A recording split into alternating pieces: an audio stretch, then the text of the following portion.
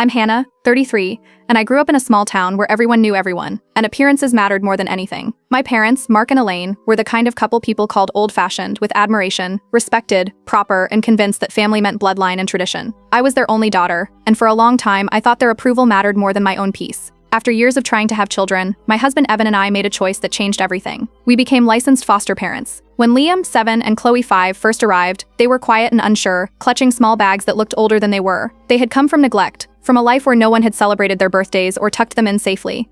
But our home filled with life again. Laughter, spilled juice, bedtime stories that ended with sleepy smiles. When I told my parents, I thought they'd be proud. Elaine gave a thin smile and said it was sweet that we wanted to help, but I could tell she thought it was temporary, like babysitting. Mark didn't hide his feelings. He said, "You'll see it's not the same as having your own." I brushed it off, telling myself they'd come around once they met Liam and Chloe. The first Sunday dinner told me otherwise. Elaine greeted the kids like distant relatives. She commented on Liam's rough manners and said Chloe was too quiet, comparing them to my nieces, who were apparently more well-raised. I kept my tone polite, trying not to start an argument, but Evan's hand tightened on my arm under the table. On the way home, he said he wouldn't sit through another meal where our kids were treated like strangers.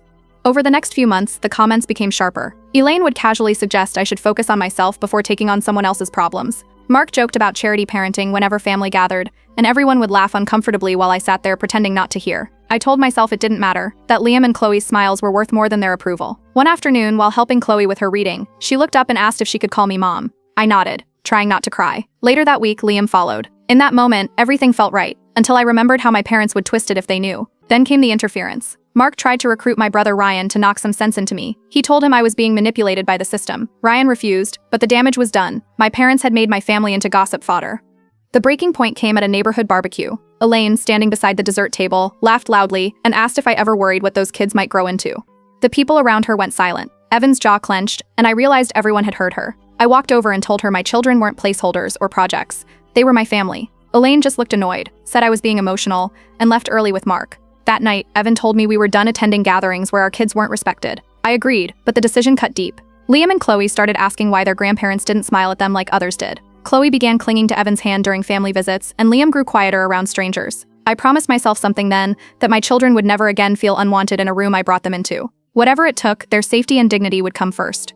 I didn't know it yet, but my parents' next invitation would test that promise in a way I'd never imagined. A few months after that barbecue, my parents called with what sounded like a peace offering. It was my dad's birthday, and they wanted the whole family together. Elaine promised a fresh start, and Ryan backed her up, saying they really meant it this time. Evan didn't buy it. He told me we'd been down this road before, but I wanted to give them one last chance. I convinced him we'd go, stay polite, and leave at the first sign of trouble. Liam and Chloe were thrilled. They spent the night before drawing a big birthday card with handprints and glitter. Liam wrote "Happy Birthday, Grandpa" in crooked letters, and Chloe practiced singing the birthday song over and over until she was sure she had it perfect. Their excitement made it hard to say no.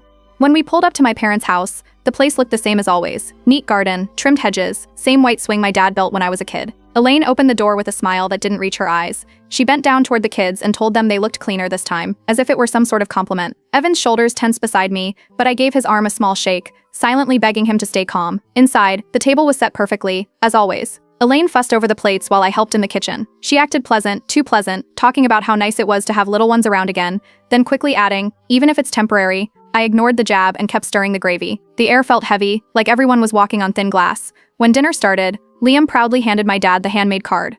Mark took it, smiled stiffly, and said it was thoughtful. He didn't thank him. Chloe started her little birthday song, her voice shaky but sweet. Elaine clapped politely when she finished, and told her she had a lovely voice for such a quiet girl. For a moment, I thought maybe things would stay civil. Evan was helping Liam cut his chicken, and Chloe was giggling at something Ryan's daughter said. But then my dad leaned back, wine glass in hand, and started telling a story about how family used to mean something. He talked about bloodlines, tradition, real roots, and while he spoke, his eyes stayed fixed on my kids. The table went silent. I could see Liam stop chewing. Chloe's smile disappeared. She looked at me, then at him, and asked in a small voice if she and Liam weren't really family. The room froze. I heard Ryan's wife let out a quiet gasp. Elaine tried to smooth it over by laughing and saying they were of course family, just not technically. Evan put his fork down and stood up. His voice stayed calm, but there was no softness in it when he said that what she'd just done was cruel. Mark's chair scraped against the floor as he pushed back, accusing Evan of being too sensitive and insisting kids should know where they come from. The heat in the room was suffocating. I stood up next. My voice didn't rise, but every word came out steady. I told them that I wouldn't sit through another meal where my children were insulted. They could believe whatever they wanted, but not under my roof, and not around my kids. Liam slid off his chair, confused, and Chloe clung to my side. I told Evan to grab their coats. Elaine's tone turned sharp as she demanded that I stop making a scene, but I didn't answer. I walked my kids out the door. Evan followed, silent but firm, his jaw tight. I heard my father's muttering fade as we stepped outside. The night air hit cold against my face, but it felt cleaner than the air inside that house. In the car, the kids were quiet. Chloe asked if she had done something wrong. I told her she hadn't, that sometimes adults forget how to be kind. Evan reached into the back seat and squeezed her hand. We drove home without another word. The next morning, Elaine called. She didn't ask if we got home safely. She said I had overreacted, and that everyone was just joking. She said my father felt humiliated, and that I'd ruined his birthday. I didn't argue. I told her clearly that if it ever happened again, they wouldn't see us, or the kids at all. There was silence on the line, then a scoff. Elaine muttered something about being banned from grandparent privileges and hung up. The phrase hit me like a slap. Grandparent privileges. That's what she called it, as if time with my children was some kind of reward she could lose for bad behavior. Later that night, I couldn't get those words out of my head. For years, they'd acted like my choices were theirs to critique, like their approval was the prize I was chasing. But this time, it wasn't about me. It was about two little kids who deserved better than snide remarks and half-hearted smiles. If my parents saw being grandparents as a privilege, maybe it was time they learned what losing that privilege really felt like. After that dinner, things went completely quiet. No calls, no messages, no surprise visits, nothing. For the first time in months, the house felt calm. Liam and Chloe went back to their routines, and Evan filled the weekends with movie nights and pancake breakfasts. The silence from my parents was noticeable, but it wasn't missed. Weeks passed before the first ripple broke through it. Liam asked one morning if Grandma and Grandpa were mad at him. I told him that sometimes grown-ups need time to learn how to be kind. He nodded and went back to building with his blocks, but I could tell he understood more than I wished he did. Then Ryan called. He said our parents felt hurt, that I'd embarrassed them by walking out. He said they thought I was being too harsh and that they didn't mean what they said. I told him that respect wasn't something you stumble into. It's something you choose. If they wanted contact, they could start by owning what they'd done. Ryan sighed and dropped it. A few days later, a package arrived addressed to Liam and Chloe in my mother's handwriting. Inside were 2 birthday gifts, a doll for Chloe and a small soccer ball for Liam. There was a note that said, "We miss you both very much. Love Grandma and Grandpa." No apology, no acknowledgement, just the same glossed-over charm they used when they wanted control back. I sent the gifts back through Ryan with a short message. When you can apologize, you can send gifts. It wasn't meant to be cruel, it was clear. In small towns, stories spread faster than truth. Within a week, I started hearing whispers. A neighbor mentioned that Elaine had been telling people I was keeping the kids away out of spite. Another said Mark told the guys at the golf course that Evan didn't want his kids influenced by family values. I didn't respond. Evan quietly told a few people the real story, not for gossip, but to stop the rumors before they turned uglier. One afternoon, while Evan was fixing the fence, a car pulled into the driveway. It was my father. He hadn't called, hadn't texted, he just showed up. Evan met him at the door. Mark said he just wanted to talk, but his tone was already sharp. When Evan told him that now wasn't a good time, Mark smirked and said, "Hiding behind someone else's kids again, huh?" Evan didn't raise his voice. He simply said, "Those kids are my family," and closed the door. I watched from the hallway as Mark stood on the porch for a few seconds, then stormed off without another word. That night, Liam asked if Grandpa didn't like him. I told him it wasn't about him. It was about people who hadn't learned what love really meant yet. He nodded but stayed quiet through dinner. After that, Evan and I sat down and made a clear decision. No more contact. Not temporary, not conditional, just no contact. We told Ryan, who tried to mediate again, but I made it clear that the door wasn't closed forever. It was just locked until real change happened. To make everything official and transparent, I called our foster care caseworker. I explained that my parents had become a source of stress for the kids, and that we wanted to establish clear boundaries to keep things consistent and safe. The caseworker thanked me for being proactive and noted everything for the file. A few weeks later, the letters started arriving. Long envelopes with my mother's careful handwriting, each one thicker than the last. The first one talked about family legacies and how she and Mark felt like they were losing their rightful place. Another accused me of poisoning the kids against them. One even said I was robbing them of their legacy. I read one and then stopped. They weren't letters of remorse, they were attempts at control dressed as guilt. Eventually, I wrote back a single note and left it at that. Respect is the price of being in our lives. The door will open when you can pay it. After that, nothing. No letters, no calls, no visits. It was strange how quiet life became without the background noise of their disapproval. When the holidays came, I braced myself for the ache of missing what should have been. But it didn't come. Evan's parents invited us to their home, and it was everything I'd wanted for Liam and Chloe. Laughter, matching pajamas, stories by the fire. They were treated like they'd always belonged, because they did. As the months passed, the kids stopped mentioning my parents. Liam spent hours kicking his soccer ball around the yard, and Chloe filled her sketchbook with bright, happy drawings. Their world was whole again. Then, one afternoon, Ryan stopped by. He said my parents had been arguing constantly, about me, about the kids, about who was to blame. Mark thought I was trying to punish them, while Elaine had started avoiding social gatherings altogether. Ryan said she'd begun spending most of her days in the garden, alone, quiet. I didn't respond much, just listened. After he left, I walked through the house. The sound of Chloe humming carried from her room. Liam laughed in the backyard where Evan was helping him build a small goalpost. I realized, without even planning it, that peace had found its way back to us. Not because I forced it, but because I finally stopped chasing the kind of family that never existed. The silence my parents had left behind didn't feel empty anymore. It felt earned. And though I didn't know it yet, that silence was only the calm before the storm. Because the moment things seemed steady, life was about to test just how strong our boundaries really were. Several months after the silence began, a card arrived in the mail from Ryan. Inside was an invitation to his daughter's 7th birthday party. He'd written a short note saying he really wanted Liam and Chloe there and promised that Mom and Dad would behave. He said they'd realized how much they'd missed out and just wanted a peaceful day. Evan didn't even look up from what he was doing when I read it out loud. He said we'd been through enough fake peace offerings, but I could tell Ryan was trying to keep the family together. Against Evan's advice, I agreed to go, not for my parents, but for Ryan's little girl. The morning of the party, we arrived early to help set up. Liam carried the balloons inside, proudly insisting he could tie the ribbons himself, and Chloe helped pass out napkins, carefully counting each one like it was a serious job. Ryan and his wife Melissa welcomed us warmly. The house was buzzing with decorations, cake smells, and kid laughter, the kind of energy that fills every corner of a home. Everything was light and easy until the front door opened. Mark and Elaine walked in, dressed neatly as always. Elaine's smile froze when she spotted Liam and Chloe. Mark gave a short nod in my direction, but didn't say a word. Evan moved a step closer to me almost instinctively. Elaine went into hostess mode, helping Melissa arrange the gift table, but her eyes kept darting toward the kids. When she finally approached Liam, she smiled and told him his shirt looked very nice. Then, with a tone that soured the compliment, she added, "You're learning to dress properly." The words hung in the air. Liam looked up, uncertain, then just walked away. Evan's hand tightened on my shoulder. A silent signal, one wrong move, and we'd leave. I told him we'd give it a chance. Maybe, just maybe, it wouldn't spiral. Dinner started a little later, and Ryan tried his best to keep things light. Melissa chatted about the kids' school projects, and Chloe was showing her drawings when Melissa mentioned how happy she was that our family had grown so beautifully. For a split second, there was peace. Then Elaine let out a soft laugh and said it was just sad they'd never meet their real grandparents. The air went heavy. Chloe's little face fell, and her fork clattered against the plate. No one spoke. Melissa froze mid-sentence, and Ryan looked like he'd been slapped. Chloe quietly got up from her chair and walked toward the playroom. I followed her without saying a word. She sat on the carpet, staring at her hands. I knelt beside her and told her we'd leave whenever she was ready. She nodded slowly and whispered that she didn't want to eat cake anymore. I helped her clean up, and when she felt calmer, we returned to the dining room. The room was thick with silence. I stood by the table and looked directly at my mother. My voice was calm but cold as I told her to never speak about my children that way again. Elaine rolled her eyes, muttering that I was always too sensitive and made everything about feelings. Ryan, who had stayed quiet most of the evening, finally spoke up. He told our mother she was ruining every family gathering with her constant little digs, that no one could enjoy a moment without her turning it sour. For once, his voice was sharp enough to make Mark look up. Mark's response came fast. He told Ryan to watch his tone, that he was being disrespectful to his elders.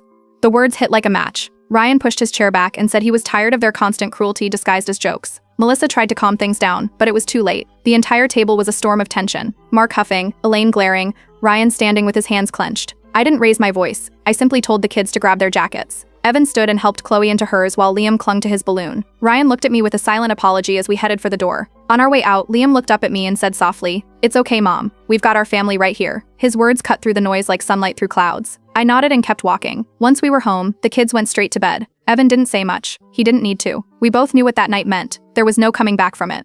Later, I sent Ryan a short message thanking him for standing up for us. I told him I appreciated it, but made it clear that I wouldn't attend any gathering where our parents were present again. Not until there was a real apology, not a performative one or a fresh start that meant nothing. He replied only once, saying he understood and that things had gone too far this time. After that night, the silence returned, but it wasn't like before. This time, it wasn't an uneasy peace. It was the start of a permanent line being drawn, one that even my parents would soon realize couldn't be erased by invitations, guilt, or appearances. They'd wanted control for years, but what they'd lost that evening was something they could never rebuild, access to the family they refused to respect. Months passed quietly after the birthday disaster. For the first time in years, our lives had a steady rhythm.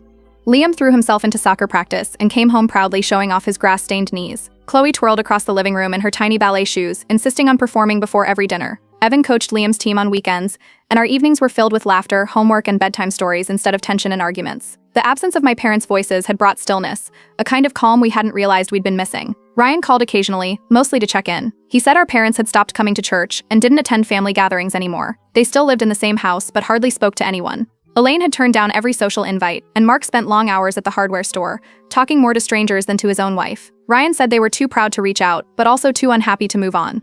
I listened, said I hoped they were okay, and left it at that. One Saturday afternoon, I ran into an old neighbor named Nancy while shopping for groceries. She spotted me by the produce section, excited to catch up. She mentioned she hadn't seen my mom in months and asked cheerfully why Elaine hadn't been around her grandbabies. Before I could answer, Nancy added that Elaine had told people I was ashamed of the kids' backgrounds. I froze for a second. Nancy said it as if repeating harmless gossip, but the words hit harder than she knew. Evan was waiting by the register when I told him. He suggested clearing things up before the rumor spread further, but I shook my head. Feeding the drama was exactly what my parents wanted. The people who mattered already knew the truth. Time would take care of the rest. While the rumors made their slow rounds, something far more important was happening.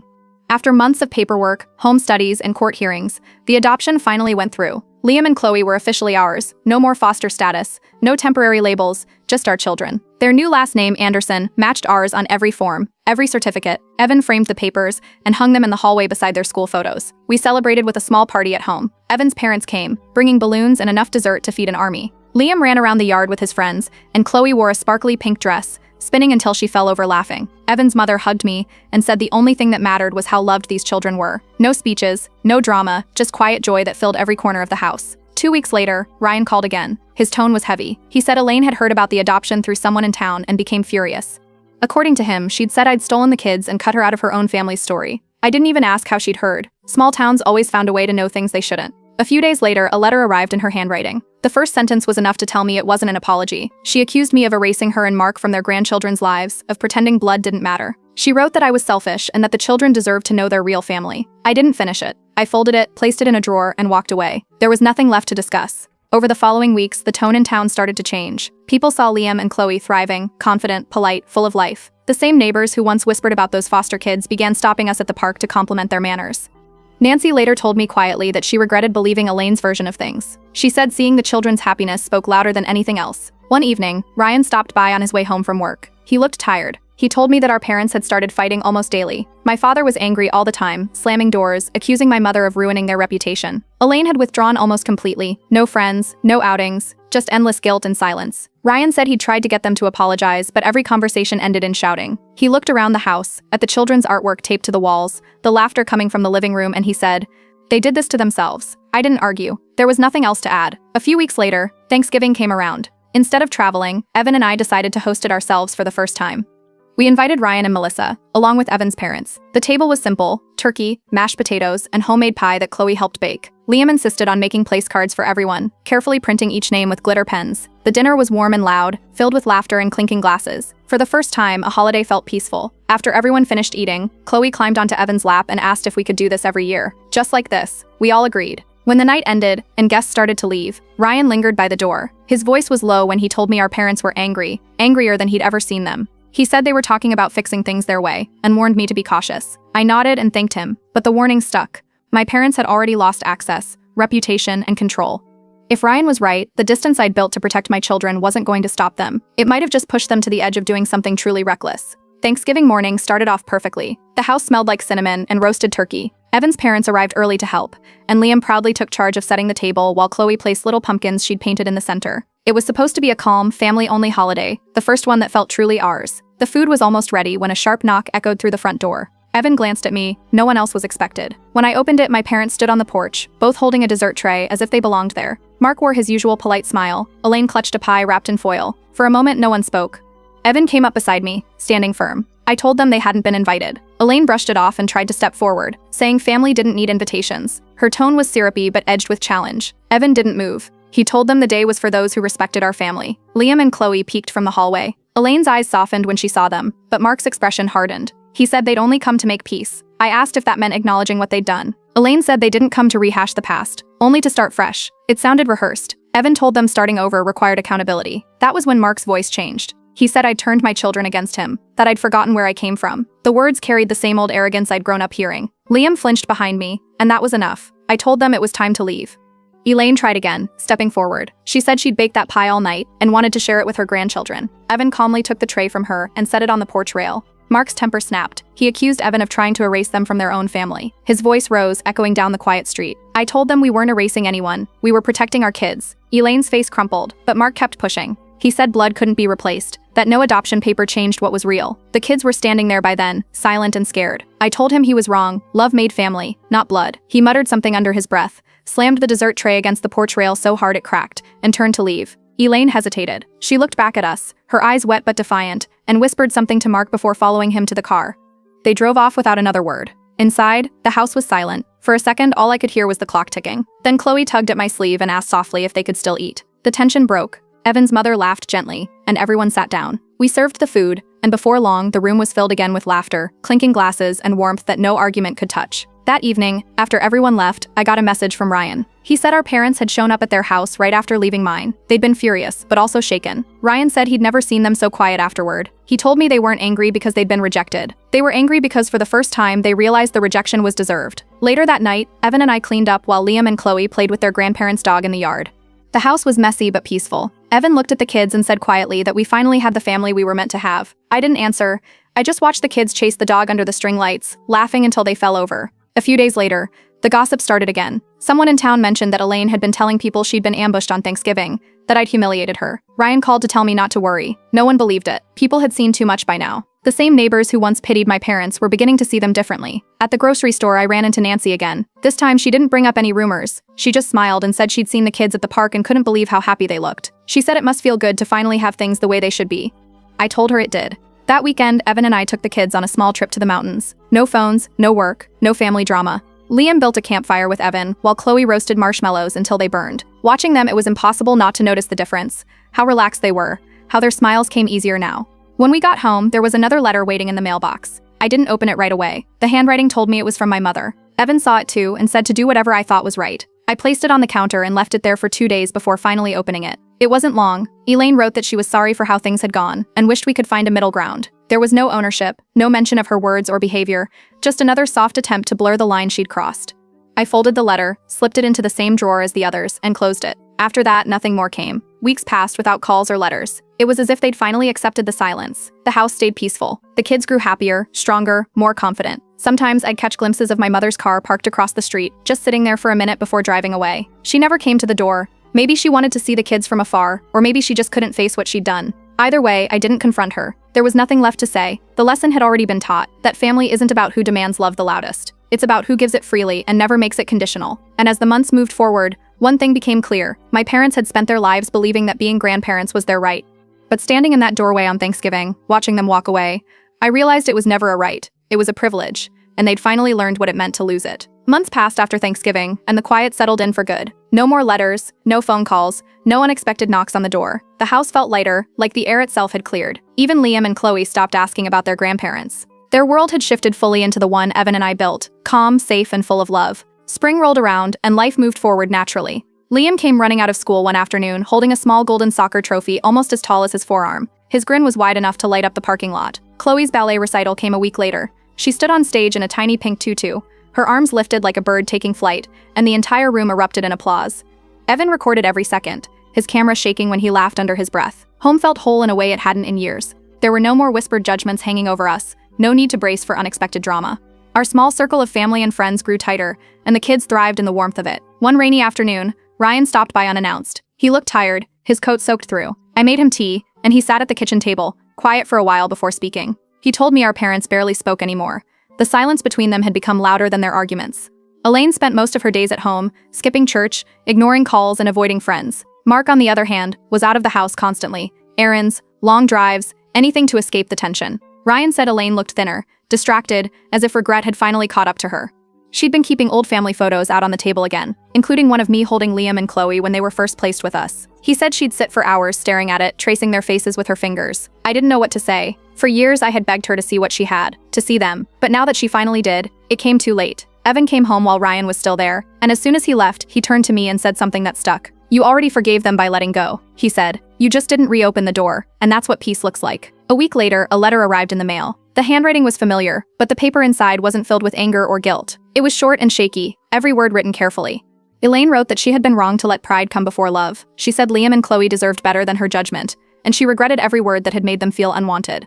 There was no excuse, no attempt to shift blame, just honesty. She didn't ask for forgiveness or contact. She simply ended it by saying she was sorry.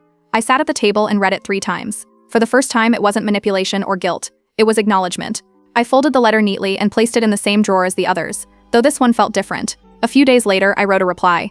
It was short. I thanked her for the apology, told her I wished her peace, but explained that for the children's sake, contact would stay limited. I mailed it the next morning and didn't expect a reply. None came. Months went by, and the silence that followed didn't feel tense anymore. It felt complete, not empty, not painful, just quiet. Life filled the space instead. Liam started helping Evan in the garage, learning how to build birdhouses. Chloe joined the school art club and covered our fridge with her drawings. The laughter that filled our evenings drowned out the ghosts of all those tense dinners and cutting words. One afternoon, Ryan called again. He said our father had finally moved out temporarily. The distance between him and Elaine had grown too wide to ignore. He told me that she still kept a framed picture of the kids on her nightstand, the one from the adoption party, where they were both missing teeth and smiling like the world belonged to them. Ryan said she dusted it every morning. I thanked him for telling me, and that was the end of the conversation.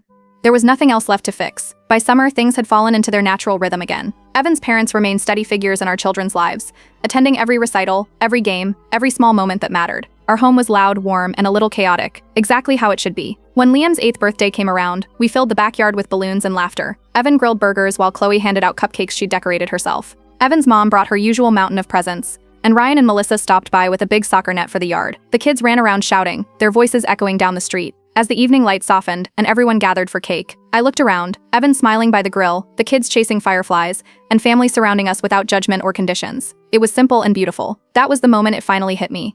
Family wasn't the one you were born into. It was the one you chose, the one you protected, the one that grew stronger every time you drew a boundary and kept it. My parents had spent years trying to hold on to a version of family built on pride and control. They'd lost it because they never realized that love isn't owed, it's earned. They learned that truth too late. But as I watched Liam blow out his candles, surrounded by love that was freely given, I knew one thing for sure. I had learned it just in time.